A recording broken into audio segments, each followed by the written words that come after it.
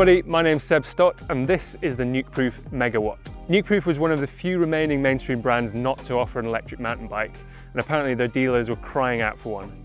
So the Megawatt, as the name implies, is basically a Mega with a motor. The Mega is probably Nukeproof's most iconic model. It's been around since 2009, and the Megawatt shares a lot with the version 4 Mega released just last year. So like the Mega, and unlike the longer travel Giga, it uses a horse-link layout to deliver 165mm of rear wheel travel, and that's teamed with a 170mm fork. Unlike the Mega, which is available with either a pair of 27.5 or a pair of 29-inch wheels, the Megawatt is mullet only. So there's a 27.5 rear wheel to help keep the chainstays reasonably short with the motor.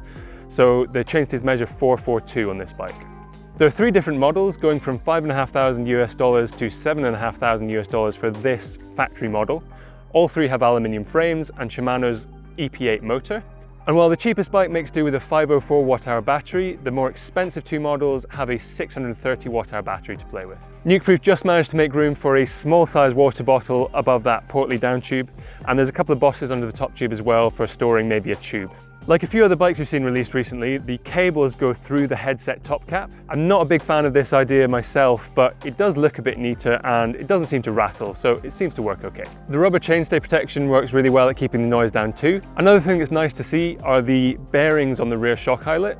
So particularly with a design like this where there's a lot of rotation at the eyelet, that should just help keep the friction down a little bit more, make it that bit more sensitive. The suspension design closely matches the latest version of the Mega, and I think that's a really good thing. So while older versions of the Mega had a kind of hump in the leverage curve, so they had maximum leverage in the middle of the travel, that made them kind of soft in the mid-stroke and a bit unsupportive. The latest version and this bike have a leverage curve that's progressive throughout, so the stiffness increases as you go through the travel, makes it nice and predictable, nice and supportive. Anti-squat is slightly on the lower side, so you get just under 100% in the biggest sprocket, and that drops all the way down to 50% in the 10 tooth, and that's at sag.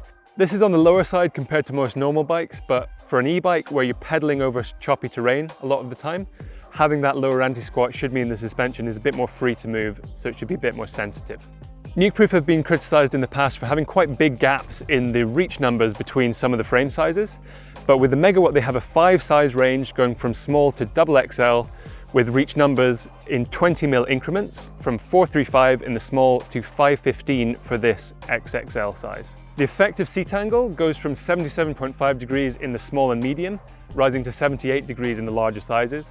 I actually measured the effective seat angle on this bike at 77.9 degrees at my pedaling height. The head angle sits at 64 degrees, which is pretty much the new normal now. And the chainstay, as I've already mentioned, is fairly short at 442mm. The factory model has this Fox 38 fork with the e-bike damper tune, so that's actually a slightly lighter damping tune than the conventional fork. Meanwhile, the shock uses Fox's light compression tune with the medium rebound range. It's always nice to see double down tyres from the off, and I've been pleasantly surprised with these Shimano XT 4-pot brakes, which don't have as much of the wandering bite point issue that we've seen with other Shimano brakes recently. With all the spec out of the way, what's it like to ride? Well, I've not ridden every e-bike, but I've ridden quite a few, and I have to say this one really stands out. This bike weighs 24.6 kilos, which is pretty heavy, but it really doesn't feel it when you're riding. That short back end makes it that bit easier to kind of pick the bike up, hop and manual over trail obstacles.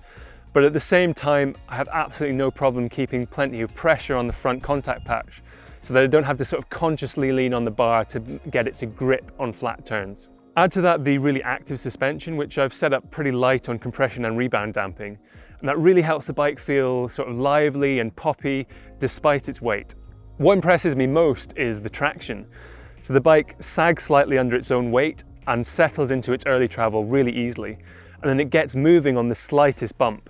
So what that means is it feels really stuck to the ground and sure-footed on those small bump, low grip situations. The other thing I like is the fit. So at 190 centimeters or 6'3", I'm kind of in between the XL and XXL on Nukeproof's chart, but the XXL fits me really nicely.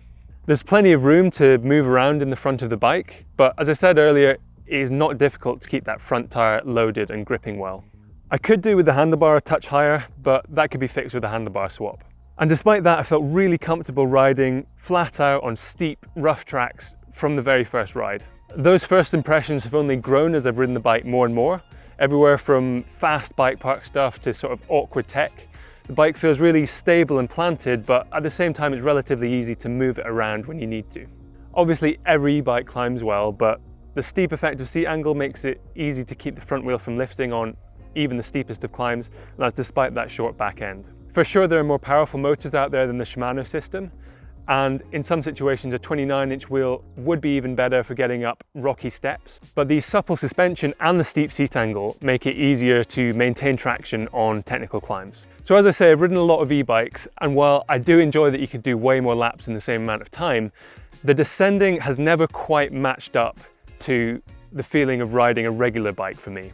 But the Megawatt is the bike that's come closest by far to matching the feel of a regular bike. Obviously riding a bike that weighs almost 25 kilos is different, but in some ways that gives you more stability and more traction, so it's not all bad. And overall, I've enjoyed riding this bike down the hills almost as much, if not as much, as my regular mountain bikes. So it has been a bit harder to take those normal bikes out for a ride while this has been in my shed. So let me know what you think of the Megawatt and of e-bikes in general in the comments, I'm sure you will. And thanks for watching, and I'll see you on the next one.